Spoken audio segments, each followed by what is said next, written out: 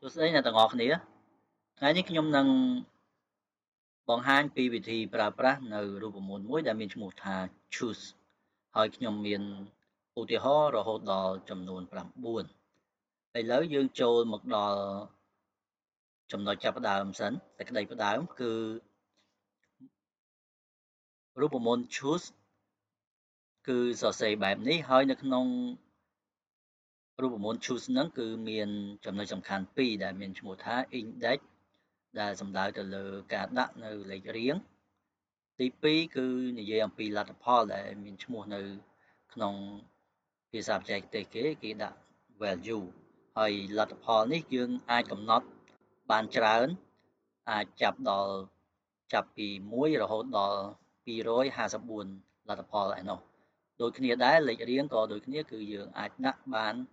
រហូតដល់254លេខរៀងអញ្ចឹងសរុបសេចក្តីមកគឺលទ្ធផលនឹងចេញទៅតាមលេខរៀងដែលយើងបានដាក់ហើយលេខរៀងនេះត្រូវតែចាប់ពីលេខ1ឡើងទៅឥឡូវយើងចូលមកដល់លំហាត់ក៏ដូចជាឧទាហរណ៍ទី1របស់យើងតែម្ដងនៅទីនេះគឺខ្ញុំមានតារាងបែបនេះហើយរូបមន្តរបស់ choose គឺយើងត្រូវដាក់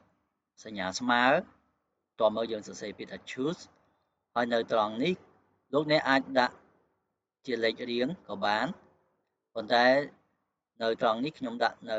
ជា cell តែម្ដងចុចនៅលើ cell define នេះដើម្បីយើងងាយស្រួលក្នុងការបញ្ចូល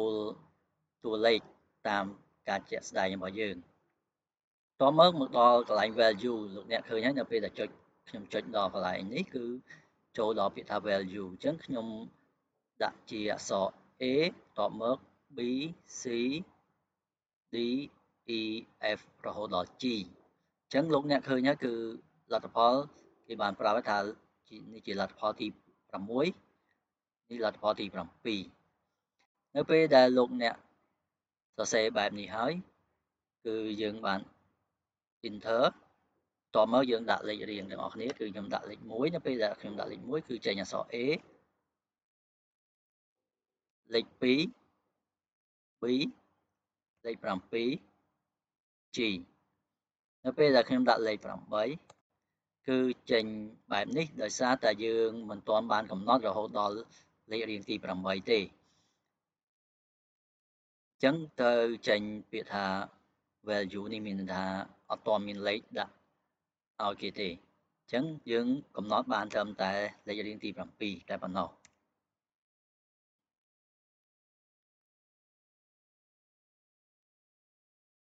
ចូលមកដល់ឧទាហរណ៍ទី2ឧទាហរណ៍ថាខ្ញុំមានលេខតារាងបែបនេះដែលមាន ID និង staff name បន្ទាប់មកយើងប្រើរូបមន្ត choose ដូចគ្នាដែរគឺនៅពេលដែលខ្ញុំដាក់ចុចយកលេខរៀងទី5ឧទាហរណ៍ខាងក្រោមនេះនឹងចេញឈ្មោះនៅខាងស្ដាំដៃនេះអញ្ចឹងដូចគ្នាដែរគឺខ្ញុំបានប្រើរូបមន្ត choose ដោយយកកន្លែង index នេះខ្ញុំ select យក cell D11 បន្ទាប់មកខ្ញុំ select យក cell នីមួយៗដែលមានឈ្មោះ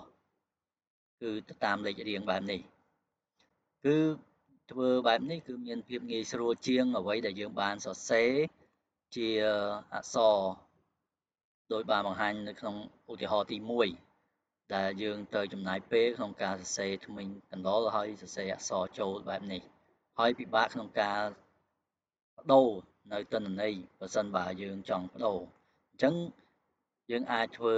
បានតាមរបៀបបែបនេះវិញគឺយើងដាក់ cell ទៅលទ្ធផលនីមួយៗគឺយើងដាក់ចូល cell កន្លែង e នេះពី e2 រហូតដល់ e8 លេខe8 នេះតបមកយើងអាច enter បានហើយកន្លែង choose នេះរូបមន្ត choose មានតែត្រឹមនេះទេប៉ុន្តែខ្ញុំបានបន្ថែមនៅរូបមន្តក៏ដូចជាមុខងារមួយទៀត if error ខ្ញុំដាក់ if error ហើយបន្ទាប់មកដល់ចុងចប់នេះគឺដាក់គ្មានកណ្ដុរ4មានន័យថា នៅពេលដែលខ្ញុំដាក់លេខរៀងរហូតដល់លេខ8ទៅគឺឲ្យលក្ខខណ្ឌថាមិនបាច់ចេញពាក្យថា value ដូចនឹងឧទាហរណ៍ទី1ទេដែលនៅឧទាហរណ៍ទី1ខ្ញុំអត់បានដាក់លក្ខខណ្ឌបន្ថែមគឺនៅពេលដែលលេខរៀងទី8ចូលទៅយើងអត់មានលទ្ធផលដើម្បីគូផ្គងក៏ដូចជាផ្ទៀងផ្ទាត់ជាមួយនឹង ID លេខ8អញ្ចឹងវាចេញពាក្យថា value អញ្ចឹងខ្ញុំអត់ចង់ឲ្យចេញពាក្យហ្នឹងទេអញ្ចឹងខ្ញុំក៏ប្រើនៅរូបមន្តមួយទៀតបន្ថែមគឺ if error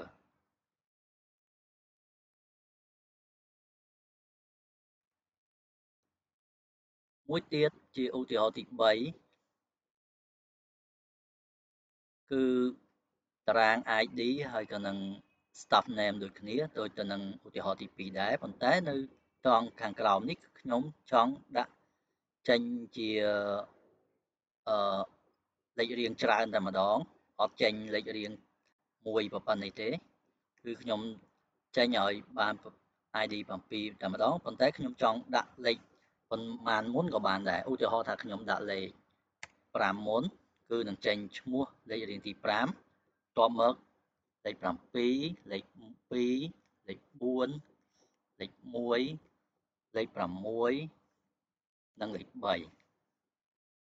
ចឹងរបៀបធ្វើគឺដូចគ្នាទេគឺដូចទៅនឹងឧទាហរណ៍ទី2ដែរគឺខ្ញុំប្រើរូបមន្ត choose ប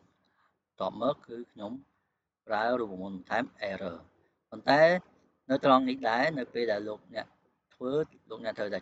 ចាក់សោនៅ cell ដែលយើងបានកំណត់លទ្ធផលនេះដើម្បីកុំឲ្យវារត់នៅពេលដែលយើងអុសរូបមន្តនេះដើម្បីប្រើនៅ cell បន្តបន្ទាប់ទៀត